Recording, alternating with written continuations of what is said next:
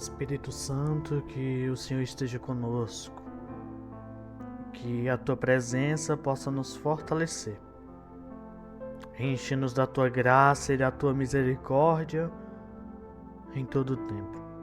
Pai, muito obrigado pela bondade que o Senhor tem estendido sobre as nossas vidas, que possamos crescer dia após dia, na graça e no conhecimento que vem do Senhor.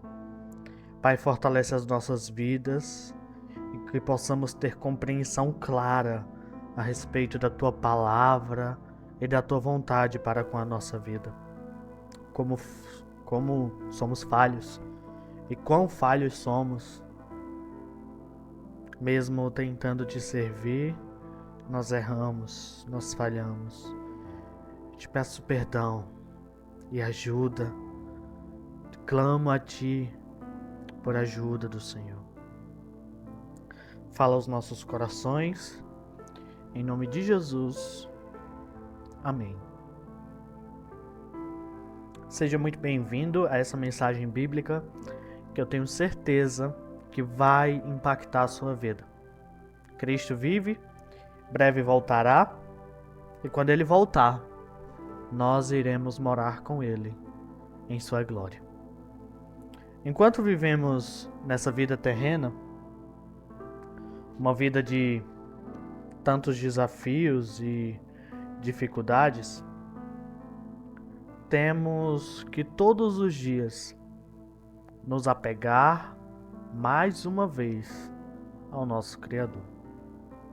Se eu deixar de lado Cristo, eu estarei em sérios problemas. Mas se eu estiver ao lado dele, eu terei tudo que preciso para permanecer fiel. Filipenses, capítulo de número 2, o verso de número 1, ele diz o seguinte: portanto, se existe alguma exortação em Cristo, alguma consolação de amor, alguma comunhão do Espírito, se há profundo afeto e sentimento de compaixão, então completem a minha alegria, tendo o mesmo modo de pensar, tendo o mesmo amor e sendo unidos de alma e mente. O apóstolo Paulo, ele nos convida a termos uma unidade, a sermos irmãos que se ajudam. Paulo, ele convida e encoraja, inspirado por Deus, a um processo de comunhão, de comunidade. Ele diz: completem a minha alegria, tendo o mesmo modo de pensar, tendo o mesmo amor e sendo unidos de alma e mente. A exortação em Cristo é algo bom. A consolação de amor é algo bom. A comunhão do Espírito é algo bom. Se há profundo afeto e sentimento de compaixão, tudo isso é algo bom. Fora todas essas coisas boas que Paulo relata nos primeiros versículos, ele diz: então, tendo tudo isso, ele diz o seguinte: então completem a minha alegria. Porque não adianta eu estar no meio de um ambiente onde há comunhão, há compaixão, há amor, se eu me tornar o ponto de desequilíbrio disso. Se eu me tornar o ponto de rebeldia desse ambiente. Rebeldia é uma das coisas mais tristes que existem. Que é quando alguém para de pensar da mesma forma e vai para uma outra direção. E a rebeldia bíblica, dentro do contexto santo, fala a respeito de alguém que causa divisões, que pensa diferente daquilo que é a ordenança de Deus. Mas Paulo, ele deixa muito claro: vamos ter a mesma alegria, vamos ter o mesmo modo de pensar, o mesmo amor, e vamos ser unidos em alma e mente. Deus nos convida a criar cada vez mais comunhão com os nossos irmãos. É bem verdade que praticamente em todos os ambientes existem os rebeldes, que muitas vezes causam esse ponto de desequilíbrio.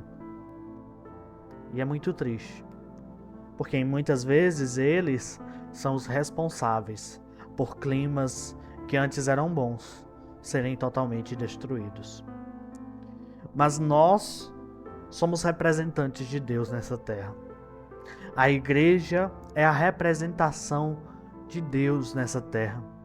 É a representatividade de Deus na terra. Nós somos representantes do reino. Ele nos comprou a preço de sangue, nos amou primeiro e nos adotou para que nos tornássemos co-herdeiros com Cristo de todas as coisas. Enquanto existem os rebeldes, é necessário que nós venhamos a permanecer batalhando para que a comunhão continue, para que a comunidade se fortaleça, para que a união não seja despedaçada.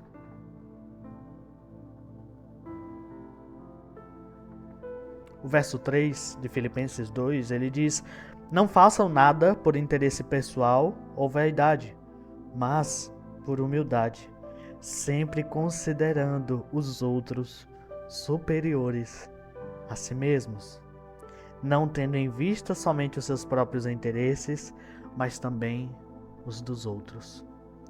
Na maioria das vezes, um rebelde, ele nasce porque ele está insatisfeito com o cenário que vive, por não ser o ponto de principal atenção daquele meio.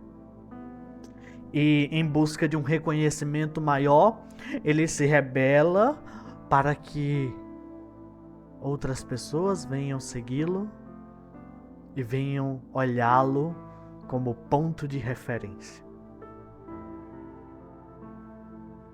Por isso que é muito bem advertido, não façam nada por interesse pessoal ou vaidade, mas por humildade, cada um considerando os outros superiores a si mesmo. O cristão, ele tem um fundamento bem diferente. O fundamento é o seguinte: nós fomos comprados por Cristo, que se entregou por nós.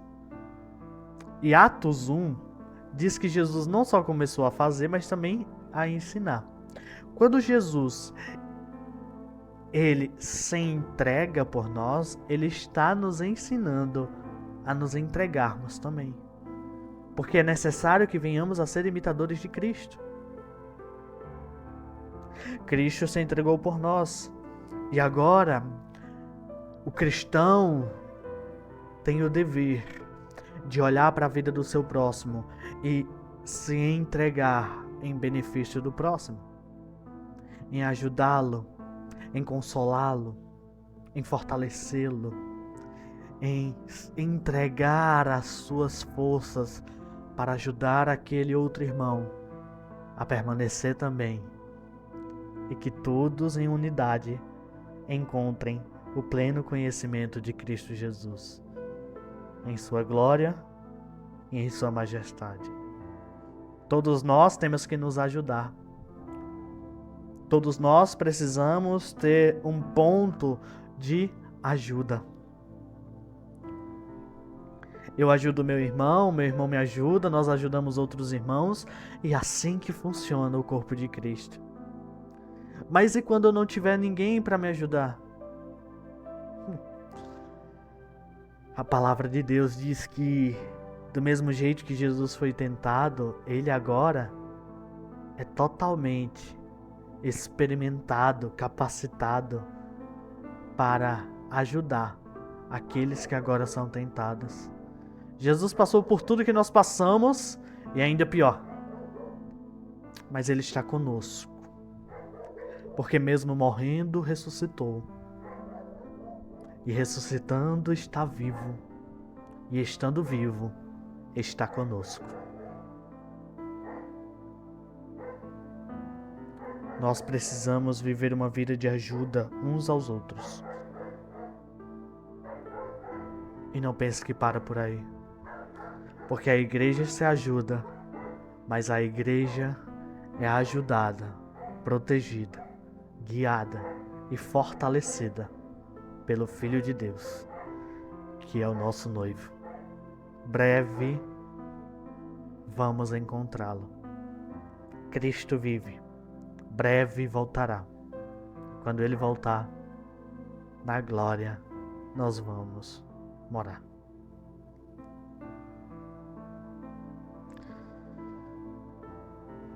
Feche seus olhos e ore juntamente comigo. Espírito Santo nos fortalece para que sejamos instrumentos do Senhor em tuas mãos, para cultivar a comunhão e a unidade da tua casa, da tua igreja e do teu povo. Nos usa como luz nesse tempo. Nos usa como luz do mundo e sal da terra. Nos ajuda adorando o teu santo nome e nos entregando em verdade e em espírito ao Senhor. Nos ajuda. Gratos somos. O Senhor é digno de todo louvor e de toda adoração, para todo sempre. Amém, amém e amém.